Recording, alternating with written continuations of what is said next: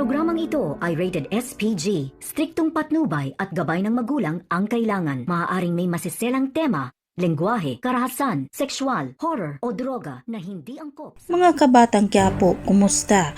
At welcome back sa aking munting channel.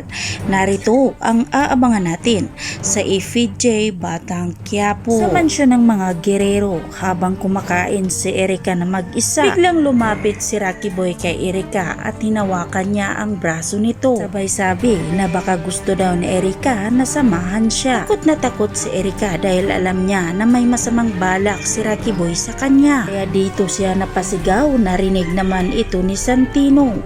Galit na galit si Santino nang lumapit siya kay Rocky Boy at Erica. Ayaw ni Santino na may bumabastos kay Erica, kaya dito nakatikim si Rocky Boy ng mga kamaon ni Santino. Samantalang gising na si Dimple at patuloy pa rin na tinatanong ni Punggay tungkol sa nangyari sa kanya. Sino nga ba raw talaga ang lalaking nang bugbog sa kanya at nang loko?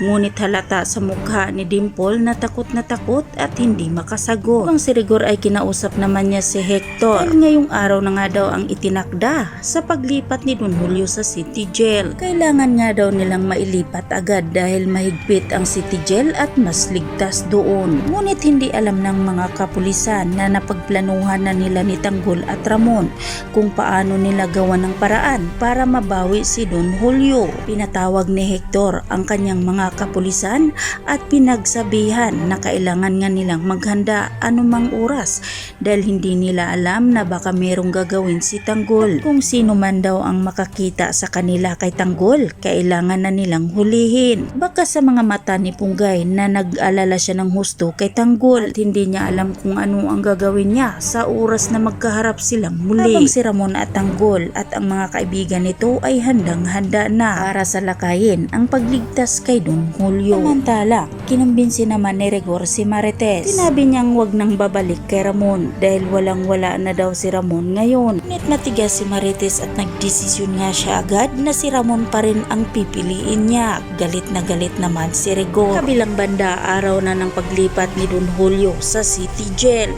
Bago pa man ito ilabas, nagdasal muna siya. Malaking araw ang pagsisisi niya kung mamamatay man lang siya sa loob ng kulungan. Habang sila Tanggol at Ramon nakaplano na kung ano ang gagawin nila kapag dadaan na ang sinasakyan nila ni Don Julio. Gulat na lang si Hector nang may nakaharang na malaking truck sa kanilang dadaanan. Agad niyang pinag-utos na babalik na lang, ngunit bago pa man ito nangyari, sumabog na ang malaking truck at bigla namang lumitaw si Tanggol mula sa truck. Walang tigil na nagpaputok si Tanggol hanggang sa unti-unti nang nauubos ang mga kapulisan. Mabilis namang pinuntahan ni Ramon ang sinasakyan ni Don Julio habang nakipagbakbakan si Tanggol. Maliligtas kaya nila si Don Julio o mayroon na naman bang mamamaalam sa pamilya Montenegro?